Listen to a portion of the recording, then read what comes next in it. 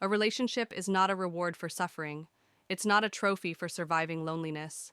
It's not the cure to boredom or depression. It's not a substitute for identity or purpose. If you're not walking into a relationship with the intention to love, grow, build, and support, not drain, fix, or complete, then stop. You're not ready. Let's talk healing. If you're still mad at your ex, still lurking on their page, still comparing every new person to them, you're not ready. If you flinch when someone gets too close because you're scared they'll leave, too, you're not ready.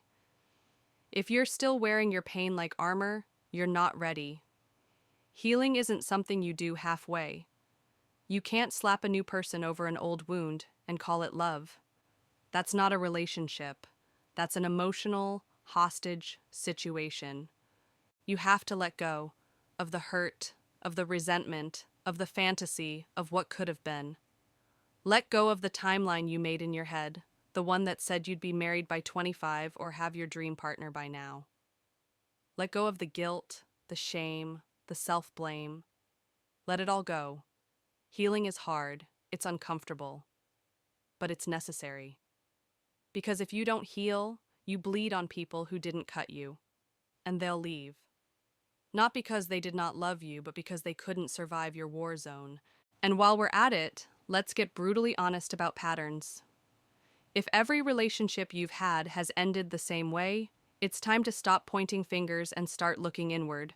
Different people, same results? That's not bad luck. That's a pattern. Are you constantly drawn to emotionally unavailable people? Do you chase people who treat you like an option? Do you confuse intensity for love? Chaos for passion? Stop lying to yourself.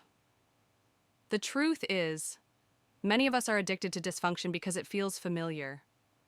That doesn't mean it's right. It just means we have healing to do. Now, let's bring up the accountability factor. Real accountability. Not the kind where you apologize just to keep the peace. I'm talking about true self-reflection. Can you own your flaws without defensiveness? Can you look at the damage you've caused and say, that was me. I did that. And I need to fix it? If you're always the victim in every story you tell, if it's always their fault, their issue, their mistake, you're not ready. A healthy relationship requires two people who know how to take responsibility for their impact, not just their intentions. Then comes the emotional endurance. Everyone wants love until it requires work. Real love isn't convenient, it isn't always pretty. It's vulnerable, it's raw. It's showing up when you're tired, angry, anxious, or scared. It's choosing someone even when life gets messy. If you run every time it's not butterflies and sunshine, you're chasing a fantasy. Love requires stamina. You can't tap out every time it gets heavy. That's not love. That's escapism. Ask yourself, can you sit with someone's silence without making it about you? Can you comfort someone without fixing them? Can you love someone who's having a bad day without taking it personally? If not, you still have some growing to do.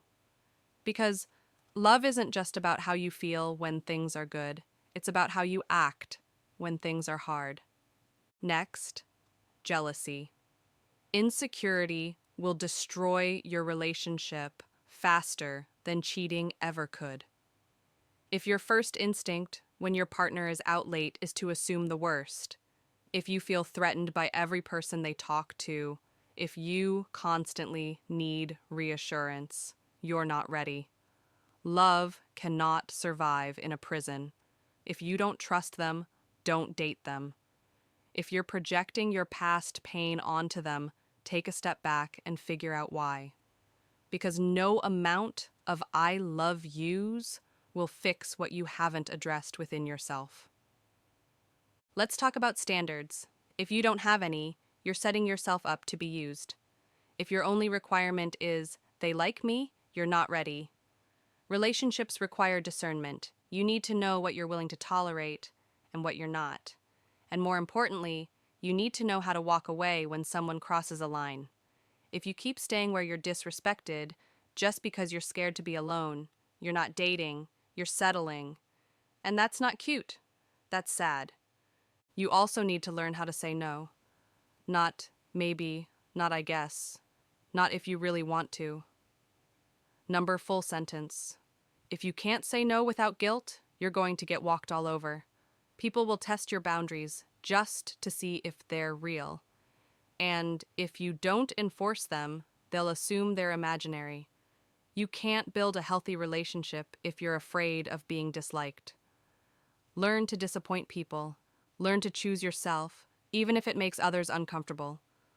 Also, don't confuse being chosen with being loved. Just because someone picks you doesn't mean they're capable of loving you the way you need. Just because someone says you're theirs doesn't mean they're safe. Some people want you for what you provide, not who you are. If you don't know the difference, you'll mistake possession for partnership, and that's dangerous. Here's something people don't talk about enough: timing. You can meet the right person at the wrong time and ruin everything. Sometimes you're the problem, not because you're a bad person, but because you're not ready. You haven't healed. You haven't matured. You haven't stabilized your own life. And the relationship ends up carrying the weight of everything you haven't fixed. Don't drag someone into your chaos just because they make you feel good in the moment. That's not fair to them, and it's self-sabotage for you. And lastly, do you know how to give love? Not just feel it, not just say it, but give it. Through patience, through presence, through effort. Love is more than butterflies and good morning texts. It's listening. It's sacrificing. It's showing up when it's inconvenient. It's choosing them when you'd rather shut down. If you're only loving when it's easy, you're not really loving. You're just coasting. So let's recap the real question here. Are you ready to show up for someone consistently, selflessly, and honestly, even when it's hard, even when you're tired, even when your inner child wants to run? Because love isn't a reward, it's a responsibility. And if you're not ready to carry that responsibility with care, then stay single. Keep healing, keep learning, keep evolving. Because the truth is, being single and self-aware is 1,000,000 times better than being in a relationship that drains your spirit and distorts your self-worth. Being in love with your own peace is better than clinging to someone out of fear, boredom, or desperation. So if you're not ready, that's okay. It doesn't make you broken, it makes you honest. And that honesty will save you from years of unnecessary heartbreak. When you know who you are, when you've made peace with your past, when you love your own company, when your happiness isn't dependent on another person, when your heart is full, not empty and desperate, that's when you're ready, not before.